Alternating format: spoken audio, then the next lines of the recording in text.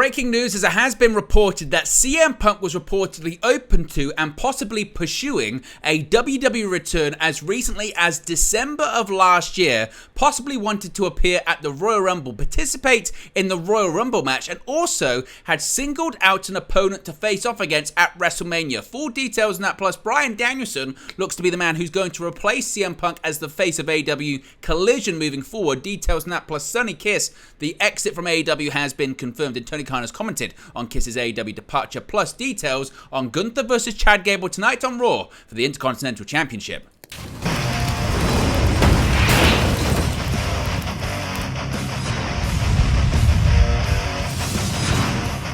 Hey guys, welcome back to Wrestling News 365. Hope everyone is doing very well. As always, there are plenty of news stories to get into in the world of professional wrestling, and this is an absolutely fascinating story, a fascinating case of what if, and maybe what could be happening in the future when it comes to the future in professional wrestling of former AEW World Champion CM Punk, because news has come out this afternoon, evening, morning, depending on where you are in the world, that CM Punk was reportedly open to a return to WWE as recently as late last year, December of 2022. Now, CM Punk and WWE working together has seemed an out of the realm of possibility in recent years, of course, but according to Sean Ross Sapp of Fightful Select, people close to him say the idea was on the table from his end as recently as late last year. After the brawl-out situation, CM Punk was on the sidelines following surgery to repair an injury he sustained at All Out in 2022, this time last year.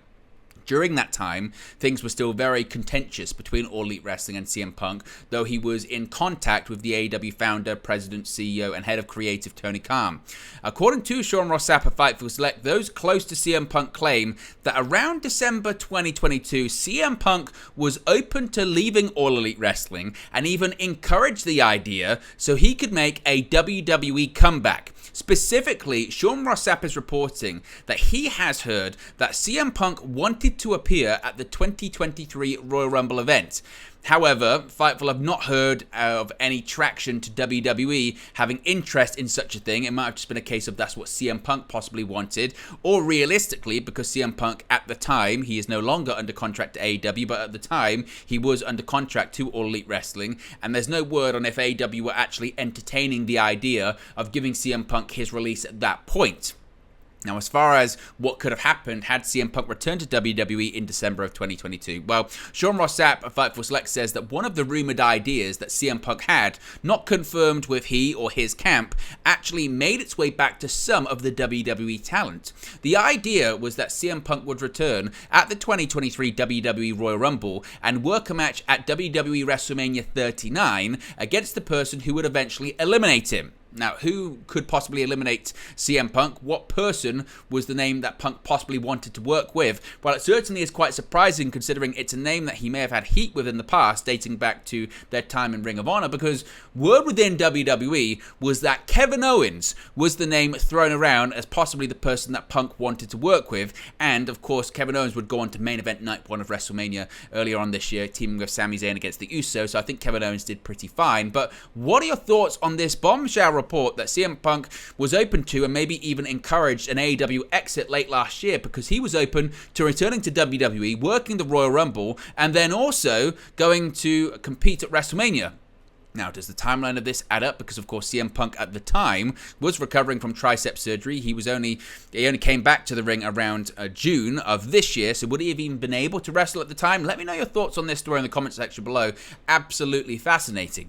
Now, steering back to AEW and CM Punk, an interesting tidbit that's come from the fallout of CM Punk's AEW departure has been this possible proposed meeting between CM Punk and the Elite and Tony Khan scheduled prior to AEW All In to hopefully resolve their issues. Of course, we know the meeting never happened. The Elite were reportedly against the idea, even though CM Punk wanted it. It was set to take place in Atlanta. It didn't. Now CM Punk is no longer with the company. Now, according to Brian Alvarez of Wrestling Observer Radio, the meeting between the Elite and CM Punk being cancelled was, quote, a semantic issue depending on which side you're talking to. There was a Collision Dynamite taping in Atlanta, so Tony Khan asked the Elite, we're all going to be in the same place at the same time, would you like to do this meeting or whatever? And they said no. So from their perspective, there was never a meeting plan that got cancelled. from Punk's perspective, however. He believed he was on his way to a meeting, which then got cancelled, which reportedly, according to Nick Hausman of House of Wrestling, led to further frustration with him that boiled over into AEW All In that weekend at London's Wembley Stadium. Now, speaking of CM Punk, of course, he's no longer with AEW, which leaves a void in AEW Collision, the show that was largely built around Phil Brooks. Now, one of the big question marks off the back of AEW firing CM Punk is the future of AEW Collision on Saturday nights. CM Punk wasn't the only top on-screen star of Collision, but he also had a major influence on the show behind the scenes, essentially choosing who would be used and pushed on the show. That is obviously no longer the case. It's no longer going to be the case, and even the exact same day that Punk was fired, we saw the Young Bucks show up on Collision, which almost definitely would not have happened with him being there. So changes are clearly afoot. But the big question on everyone's mind is, who is going to be the new CM Punk of AEW Collision? Who's going to be the face of that show? Now, there might not be an exact like-for-like replacement, as there's expected to be more crossing over between the shows now, but we may have our closest answer. At AEW All Out, CM Punk was literally replaced in a strap match against Ricky Starks by Bryan Danielson. During the post-show media scrum, it seemed very clear that Tony Khan was suggesting Danielson will be involved with Collision moving forward, even for the simple reason of it being a more convenient night for him to work as opposed to working Wednesdays. Danielson has had influence and involvement on AEW Creative for a little while now, and that's essentially what CM Punk was doing for Collision, so Danielson seemed pretty eager to fill those boots if he needed to. If you wanted another angle on it, AEW has updated all of the advertisement posters for the upcoming Collision shows on its website, and the person replacing Punk at the forefront of most of them is Switchblade Jay White. With that said, there are some exceptions, with Darby Allin front and center for the episode in his hometown of Seattle, and Samoa Joe, Miro, and Ricky Starks the focus on others.